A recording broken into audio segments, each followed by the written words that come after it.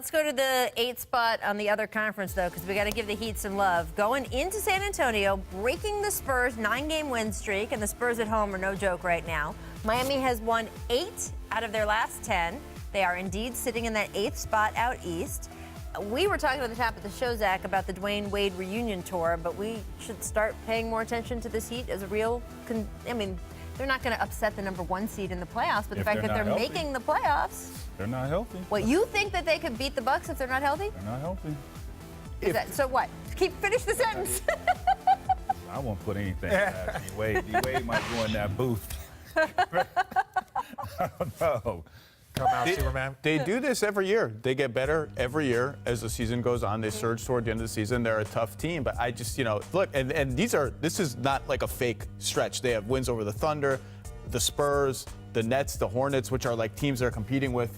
Like those games matter. Yeah. So those teams are playing hard. I just don't think they have the firepower offensively to hang with the team like the Bucks or any of those top teams in the East. They'll play them tough because the Heat are tough. Yeah, I don't But making the playoffs in this season. That's a big deal, especially with the Wade, farewell tour, all the distractions. These guys have come out and they're playing good basketball to get in the playoffs. And they're going to be competitive. I mean, a Spoelstra team and D-Wade on there, these guys are not going to lay down, especially with this being D-Wade's last ride. They're going to play their butts off, and they're going to challenge Milwaukee. Can they beat them?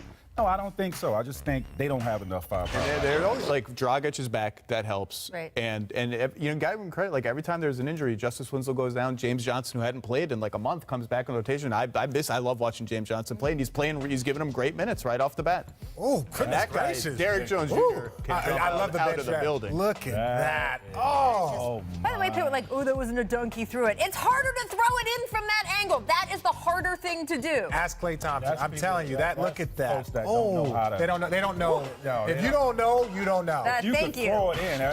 From that That's angle. how high you are. It's absurd.